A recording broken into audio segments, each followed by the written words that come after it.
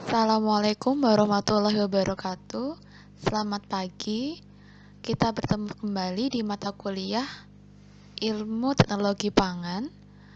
Pada pagi hari ini kita akan belajar tentang peningkatan mutu gizi pada bahan pangan. Nah, materi ini berkaitan dengan materi sebelumnya, yaitu pengembangan produk. Jadi, seharusnya pengembangan produk itu dimulai dari peningkatan mutu gizi pangan. Nah, peningkatan mutu gizi pangan dapat diperoleh dengan cara nutrifikasi atau suplementasi, yaitu penambahan satu atau lebih nutrisi atau zat gizi ke dalam produk pangan untuk menjaga atau meningkatkan nilai gizi suatu produk pangan. Nah, kenapa kita harus belajar tentang nutrifikasi pangan? Jadi, menurut dari UNICEF, yaitu konseptual framework-nya dari UNICEF, nutrition and capture the multifactorial causality of undernutrition. Jadi, status nutrisi ini dipengaruhi oleh 3 faktor, yaitu makanan, kesehatan, dan care atau pemeliharaan ya. Jadi untuk memperoleh status nutrisi yang optimal, maka diperlukan makanan yang optimal juga. Salah satunya diperoleh melalui nutrifikasi pangan. Nah, kenapa kita fokus ke dalam nutrifikasi pangan? Karena ada beberapa jenis defisiensi gizi atau nutrisi yang sering dialami di dunia. Yaitu ada 5 nutrisi yang sering mengalami defisiensi. Yang pertama itu asam folat, yang kedua iodin, yang ketiga iron atau zat besi, vitamin A dan zinc. Yang pertama adalah asam folat. Jadi 150.000 bayi baru lahir di dunia itu biasanya mengalami defisiensi asam folat yang akibat dari kurangnya asupan asam folat saat ibu yang hamil. Nah, ini bayi yang mengalami kekurangan asam folat akan berefek kepada bayi yang cacat lahir. Kemudian defisiensi asam folat ini berhubungan dengan 1 dari setiap 10 kematian penyakit jantung. Yang kedua adalah iodin. Jadi 18 miliar bayi baru lahir mengalami defisiensi iodin ya. Defisiensi iodin ini leading cause of preventable retardation. Jadi menyebabkan retardasi mental. Jadi defisiensi iodin ini menyebabkan penurunan IQ point hingga 15 poin. Kemudian yang ketiga adalah defisiensi iron atau zat besi, menyebabkan sekitar 136.000 wanita dan anak-anak itu meninggal setiap tahunnya dan menyebabkan kematian pada bayi baru lahir. Kemudian 1,6 juta orang itu dia tidak produktif karena anemia. Kemudian anemia ini juga akan menyebabkan perkembangan mentalnya terganggu. Jadi 40-60% anak-anak di negara berkembang mengalami penurunan mental development. Kemudian vitamin A. Jadi defisiensi ini menyebabkan 1 juta bayi prematur yang meninggal setiap tahunnya. Kemudian kekurangan vitamin A ini juga akan menurunkan sistem imun kita sekitar 40-60% pada anak-anak usia di bawah 5 tahun di dunia. Kemudian yang kelima defisiensi zinc menyebabkan sekitar kematian pada anak kurang dari 5 tahun 450.000 anak yang meninggal tiap tahunnya itu karena kekurangan zinc. Kemudian kekurangan zinc ini bisa menyebabkan diare juga. Jadi diare ini juga menyebabkan kematian sekitar 9 juta per tahun. Kemudian kekurangan zinc juga menyebabkan 27% pada anak-anak mengalami acute respiratory infection dan kemudian kematian atau mortality sekitar 6% pada anak-anak. Nah, Untuk itu, kita perlu namanya melakukan fortification atau nutrification. Jadi ada 4 cara untuk mendapatkan mikronutrien. Yang pertama yaitu menggunakan. Jadi tujuan dari nutrifikasi adalah untuk menghambat atau mengatasi masalah kekurangan gizi atau nutritional disorder. Tadi kan ada beberapa jenis kan dari kekurangan gizi atau defisiensi nutrisi. Selain itu juga nutrifikasi ini bisa meningkatkan status gizi masyarakat dan populasi. Dan juga nutrifikasi ini juga kita bisa manfaatkan sebagai kelebihan suatu produk. Bisa juga ini nanti ketika kita mengembangkan produk, kemudian ingin menjadi entrepreneur, kita bisa menambahkan namanya nutrifikasi ke dalam setiap produk kita.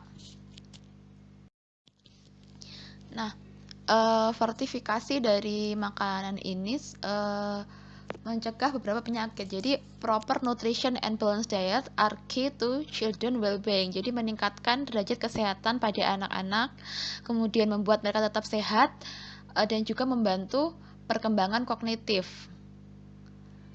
Jadi, pengaturan diet tanpa nutrisi yang bagus seperti asam folat, zinc, kemudian zat besi ini akan menyebabkan efek yang serius, terutama kepada negara-negara berkembang. Contohnya tentu saja adalah Indonesia. Jadi ya, yang pertama adalah contoh fortifikasinya itu di negara Egypt atau Arab. Jadi mereka menggunakan menggunakan fortifikasi iron dan asam folat. Kemudian di South Africa juga menggunakan fortifikasi asam folat. Begitu juga di China, kemudian di United States, kemudian niacin juga, iodin, fluorid itu juga dilakukan fortifikasi pada bahan pangan.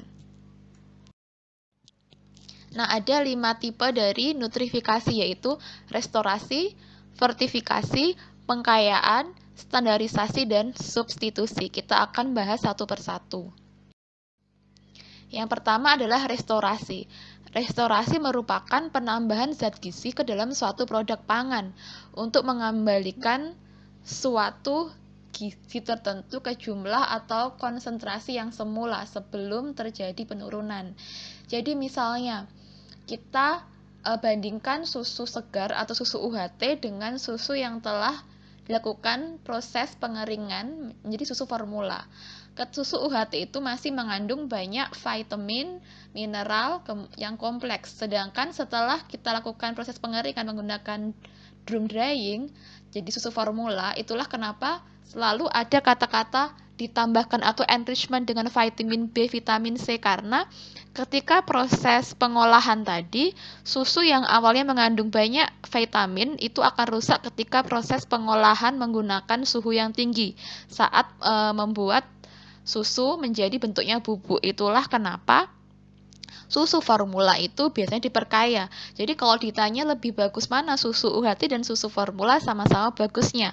Tapi yang lebih alami tentu menggunakan susu UHT karena belum terjadi penurunan zat gizi. Makanya tidak ditambahkan restorasi atau penambahan zat gizi. Nah, restorasi ini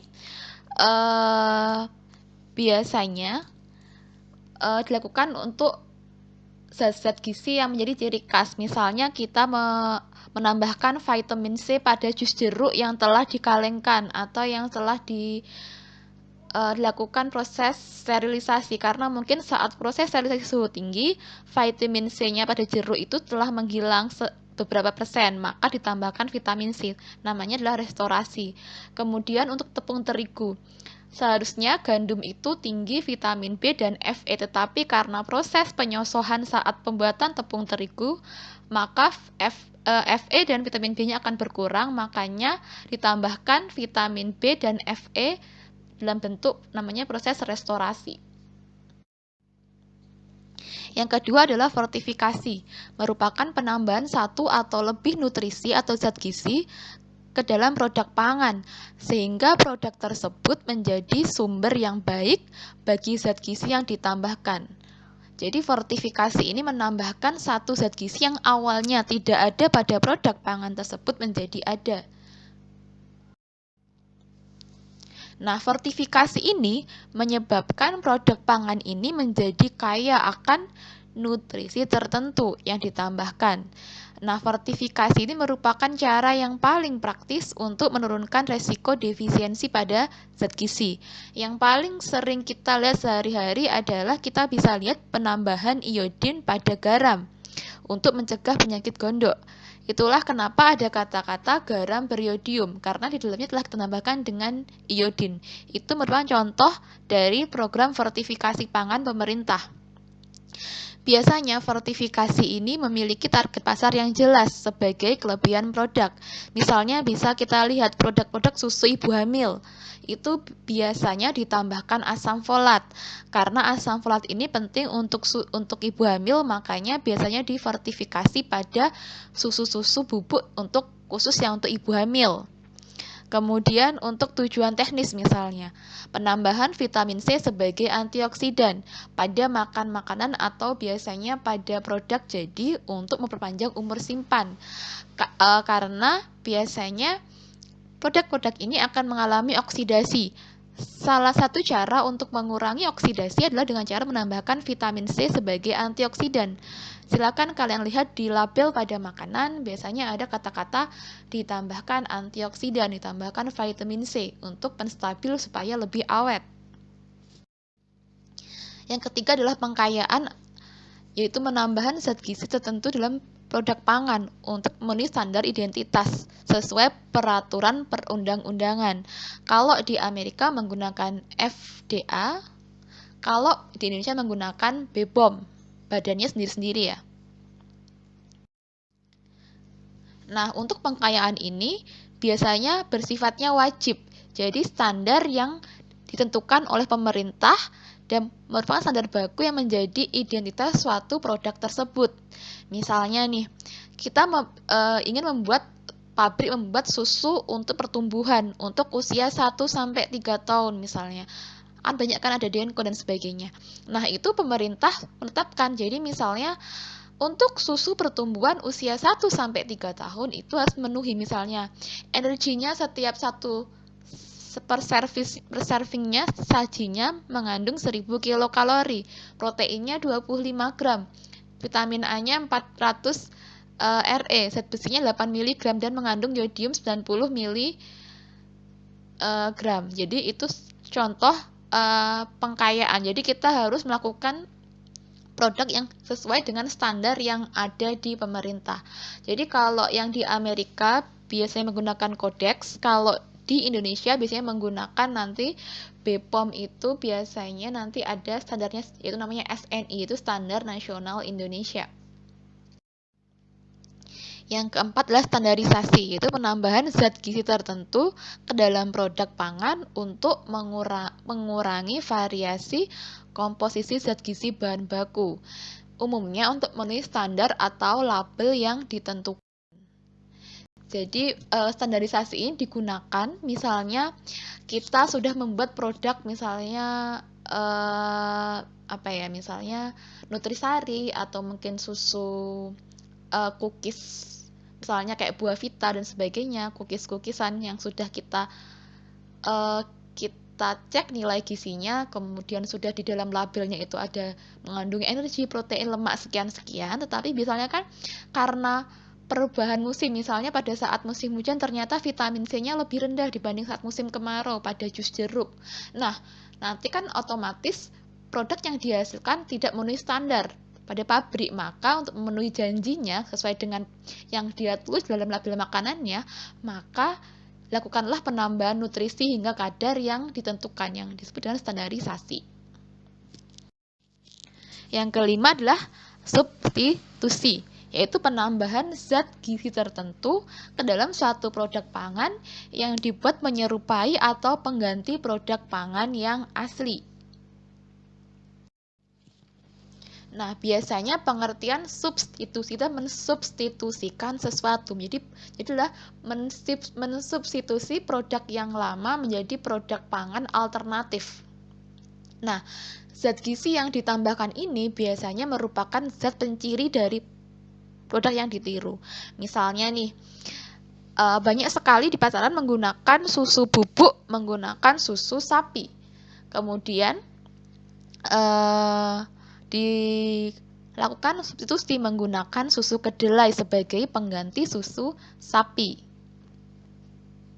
Nah, karena susu sapi tinggi kalsium sedangkan kedelai lebih rendah kalsium, maka susu kedelai ini akan diberikan penambahan kalsium sehingga kadar kalsiumnya ini mirip dengan susu sapi. Atau mungkin misalnya kita ingin membuat cookies non gluten karena terigu mengandung gluten, maka kita mengganti tepung terigunya menjadi tepung mokaf. Itu juga merupakan contoh substitusi yang paling sering ditemui. Atau misalnya kita menggunakan substitusi dari nasi menggunakan misalnya nasi yang lebih rendah energi menggunakan singkong dibentuk sebagai beras, beras analog gitu ya, itu juga bisa. Atau misalnya mengsubstitusi, misalnya ada yang vegetarian, dagingnya diganti dengan daging analog menggunakan gluten dan menggunakan jamur tiram sehingga mirip seperti daging, itu contoh substitusi. Atau misalnya mengganti nugget yang awalnya hanya nugget ayam, kita substitusi menggunakan jamur atau menggunakan bayam sehingga nuggetnya akan bervariasi bahan makanannya sehingga nanti zat gizinya pun juga akan lebih kompleks. Kemudian bisa juga menggunakan margarin. Jadi margarin ini merupakan substitusi dari mentega. Kalau margarin dari bahan makanan dari lemak nabati, maka mentega dari lemak hewani. Jadi untuk yang vegetarian biasanya diganti menteganya menjadi margarin. Kemudian prinsip dari nutrification. Ada 5 prinsip itu aman, jadi tidak boleh ada zat-zat yang membuat toksik. Kemudian efektif, kalau bisa lebih efektif dibandingkan sebelum diberikan nutrification. Kemudian menguntungkan, kita hitung cost efektifnya, apakah menguntungkan atau merugikan dibandingkan dengan jenis peningkatan mutu gizi yang lain. Kemudian memperbaiki status gizinya, jangan sampai kita lakukan nutrification ternyata tidak efektif karena tidak memperbaiki status gizinya. Kemudian yang kelima adalah jangan lupa harus sesuai dengan regulasi pangan yang berlaku di wilayah tertentu. Kalau di Indonesia menggunakan BPOM, itu Badan Pengawasan Obat dan Makanan.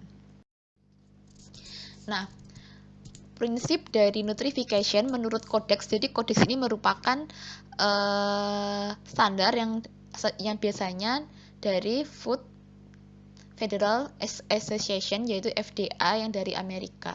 Yang pertama adalah jumlahnya cukup, jadi tidak lebih dan tidak kurang. Penambahannya harus sesuai dengan tujuan nutrifikasinya untuk apa. Jadi misalnya nutrifikasi FE, jadi kita harus sesuai dengan standarnya, minimal berapa sih kadar FE yang harus ada pada bahan pangan tersebut. Kemudian tidak menyebabkan efek merugikan terhadap metabolisme nutrisi yang lain. Jadi kalau misalnya kita ingin memberikan misalnya pemberian suplementasi FE, tapi kita berikan kepada anak yang gizi kurang, padahal gizi kurang tidak boleh makan makanan yang tinggi FE, maka tentu tidak akan sesuai untuk metabolismenya. Kemudian nutrisi yang ditambahkan harus cukup stabil. Ada beberapa jenis zat gizi yang kalau bentuknya single, misalnya kayak yodium, kan yodium kan I3, biasanya dalam fortifikasi itu dibentuk dalam bentuk KiO3 yang lebih stabil dibandingkan hanya yodium dalam bentuk bebas. Jadi sehingga ketika kena panas atau misalnya kena suhu yang terlalu dingin, dia tidak akan mengalami oksidasi. Yang keempat adalah nutrisi yang ditambahkan memiliki ketersediaan yang tinggi. Jadi nanti jangan sampai kita menambahkan misalnya fortifikasi vitamin B pada tepung terigu, padahal di Indonesia tidak sering memakai tepung terigu misalnya, atau fortifikasi vitamin A pada minyak kelapa, padahal orang Indo menggunakan minyak kelapa sawit. Jadi gunakan kira-kira yang memiliki ketersediaan yang tinggi. Kemudian tidak merubah karakteristik produk, jadi jangan sampai fortifikasi atau nutrifikasi ini merubah karakteristik dari produk yang akan di nutrification. Kemudian kita juga mempertimbangkan dari segi biaya produksinya, jangan sampai membengkak karena proses nutrifikasi. Kemudian metode untuk mengontrol nutrisi yang ditambahkan. Jadi metodenya harus sesuai apakah enkapsulasi atau mikrokapsulasi, itu nanti akan dijelaskan. Kemudian yang ke-8, tidak menyebabkan kesalahpahaman konsumen. Jangan sampai merubah konsumen salah paham. Jadi misalnya kita bilangnya mengklaimnya dia tinggi kalsium, tetapi ternyata di situ masih ada fosfor, sedangkan fosfor itu akan mengganggu penyerapan kalsium. Atau misalnya kita klaim dia susu tinggi kalsium, ternyata dia masih mengandung tinggi lemak. Padahal kalsium ketika masih tinggi lemak, otomatis kalsiumnya tidak akan bisa diabsorpsi dengan baik oleh tubuh. Maka kita harus tahu interaksi antar zat gizinya. Kemudian guideline yang pertama yaitu untuk nutrification, yaitu nutrisi yang ditambahkan adalah zat gizi yang tidak cukup konsumsi oleh sebagian populasi masyarakat. Jadi misalnya vitamin D. Di Indonesia vitamin D bisa diperoleh dari sinar matahari. Tidak perlu kita lakukan nutrifikasi. Tetapi di Australia atau negara-negara 4 musim, ketika vitamin D-nya tidak dapat kita dapat dari makanan karena juga tidak ada cahaya matahari, maka nutrifikasi vitamin D itu krusial di negara 4 musim, tetapi tidak krusial di Indonesia. Kemudian yang kedua, produk yang difortifikasi dikonsumsi oleh sebagian besar masyarakat. Kemudian jangan lupa mempertimbangkan biaya produksinya. Harga produknya harus yang terjangkau. Nah, biasanya nutrisi yang sering ditambahkan untuk nutrifikasi adalah vitamin, mineral, asam amino, serat pangan dan prebiotik, asam lemak, kolin dan L-karnitin.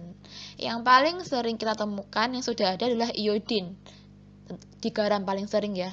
Iodin di bread atau di roti, di water, di tepung terigu atau di rice juga pernah. Kemudian iron atau Fe ya. Fe itu juga sering ditemukan di fortifikasi di sereal anak-anak, infant cereal pada susu, kemudian makanan terproses atau makanan processed food, sugar, dan cooking fat.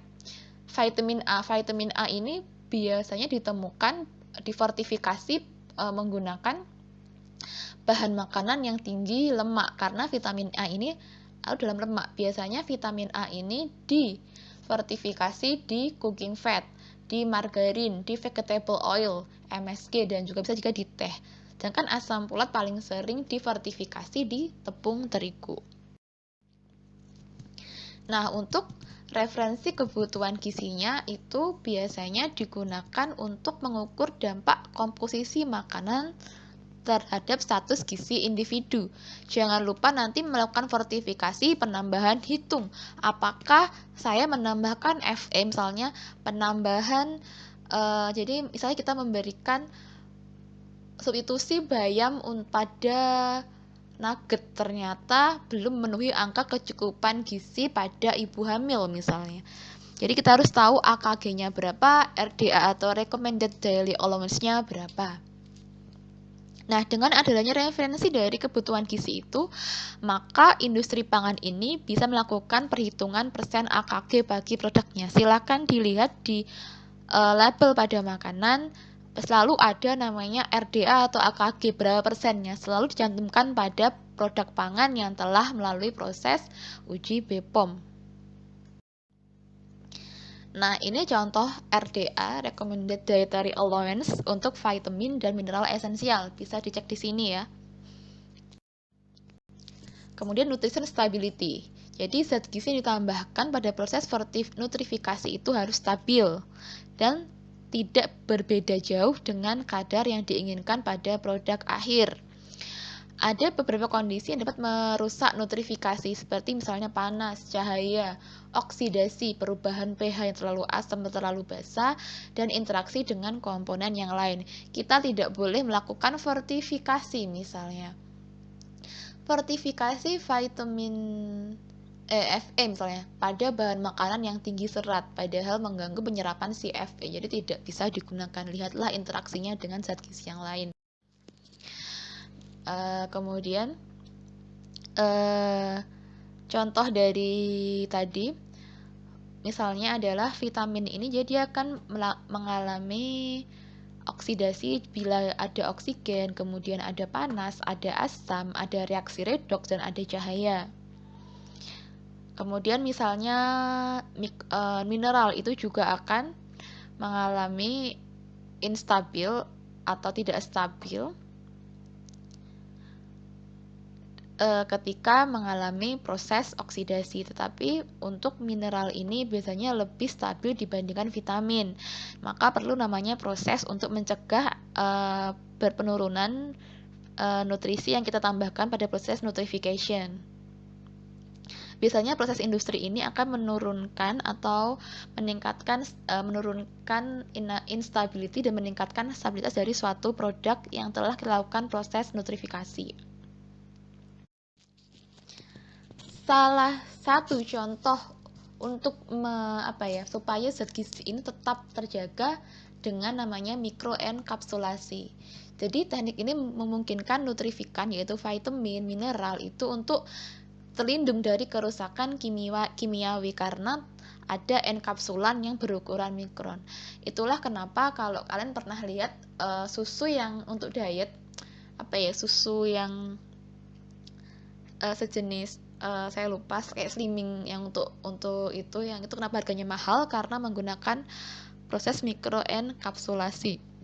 Juga misalnya susu untuk seperti susu pokoknya agak mahal di pasaran, Hilo dan teman-temannya itu ada yang menggunakan mikroenkapsulasi karena teknologinya mahal, otomatis juga akan mahal hasil akhirnya.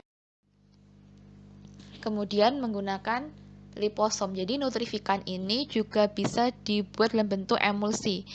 Biasanya cocok untuk produk yang bersifat cair karena liposom juga bentuknya cair sehingga mampu terdispersi dengan baik. Contohnya adalah penambahan vitamin A dan D. Karena vitamin A dan D larut dalam lemak, maka akan bagus jika kita melarutkan ke dalam susu. Nah, untuk yang FDA tadi itu biasanya menggunakan namanya Codex Alimentarius Commission, merupakan standar yang ditetapkan pada kemasan produk pangan. Jadi kita bisa mengklaim dia menyatakan mencegah atau mengobati itu bila sesuai dengan klaimnya. Kita katakan dia rendah itu bila low, like, light, reduce, dan less. Jadi sumber yang baik adalah good source, lebih atau more, tinggi atau high. Itu ada di namanya Codex Alimentarius Commission. Itu ada di standarnya FDA di Amerika. Nah, kemudian kita akan lihat di klaim produknya ya. Dikatakan misalnya good source, provide, atau konten itu bisa apabila mengandung 10% dari kebutuhan harian untuk protein, vitamin, mineral, serat pangan, kalium, dan tidak digunakan untuk total karbohidrat. Kemudian high, rich in excellent source itu bisa minimal ada 20% dari kebutuhan harian. Kemudian more, edge, atau extra, atau plus itu jika 10% dari kebutuhan harian per takaran saji. Silakan dilihat di klaim-klaim produk di pasaran apakah sesuai dengan syarat klaim yang sesuai dengan kodeks di Amerika. Nah, atau klaim ini, nutrition claim ini menjelaskan tentang kadar nutrisi dalam produk pangan, mengacu pada sumber kalsium, kaya, serat, rendah, atau lemak misalnya. Nah, klaim perbandingan adalah klaim yang digunakan untuk membandingkan kadar nutrisi dengan 2 atau lebih produk. Contohnya less than, lower than, atau more than. Itu contoh klaim perbandingan. Kemudian dia klaim fungsi nutrition. Misalnya kita bilang dia misalnya membantu perkembangan tulang dan gigi, kemudian berkontribusi untuk perkembangan, itu disebut dengan klaim fungsi nutrition. Silakan dicek misalnya, is this true? Nutrif-Benecol proven to reduce cholesterol. Silakan dicek berapakah kolesterol pada si Nutrif-Benecol. Jadi health claim itu tidak diperkenankan untuk menyatakan bahwa suatu produk itu bisa mencegah atau berkhasiat untuk penyakit. Namun diperkenankan menyatakan bahwa produk mempunyai keuntungan bagi kesehatan, misalnya membantu menjaga kesehatan jantung dan sebagainya. Nah, ini contoh nutrition fact ya. Pasti ada serving size-nya, amounts of calories-nya berapa, nutrition limit-nya berapa, get enough of this nutrition-nya berapa, percent daily value-nya berapa, dan footnote with daily volume-nya berapa. Ini contoh-contoh klaim yang ada di pasar. Lesai search of folic acid, fat-free yogurt, kemudian low fat high calcium, kemudian ada nanti enrichment with iron. Itu salah satu contoh klaim-klaim produk yang ada di pasaran. Nah, untuk food label di Indonesia dikatakan bebas lemak itu jika kurang dari 0,5 gram lemak, bebas gula kurang dari 0,5 gram gula, rendah lemak jika kurang dari 3 gram lemak, bebas kolesterol kurang dari 2 mg kolesterol dan kurang dari 2 gram lemak jenuh. Kemudian bebas kalori kurang dari 5 kalori, kemudian rendah kalori misalnya kurang dari 40 kalori. Kemudian tugas individunya untuk pre-post testnya silahkan mahasiswa mencari artikel di jurnal tentang nutrifikasi pangan. Silahkan konsulkan dulu judul artikelnya ke saya, apakah benar itu merupakan contoh artikel tentang nutrifikasi pangan. Kemudian rangkum isi artikel, maksimalnya 3 lembar, tidak perlu banyak-banyak, dan jangan lupa cantumkan juga diagram alur pembuatan produknya seperti apa. Kemudian praktikum peningkatan mutu gizi pangan itu hampir mirip dengan praktikum pengembangan produk. Jadi silakan kalian buat proposal pengembangan produk yang di dalamnya tentu saja ada proses nutrifikasi pangan atau mungkin substitusi pangan, peningkatan mutu gizi pangan. Silahkan lakukan pengembangan produk, proposal, kemudian praktikan. Praktikum dilakukan di rumah atau dilakukan di kampus. Silahkan praktikumkan.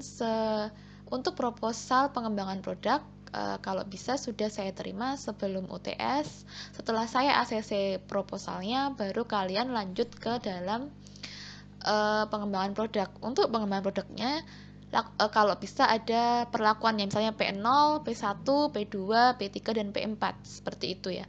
Untuk praktikumnya kelompok sesuai dengan kelompok pengembangan produk sama kelompoknya. Terima kasih.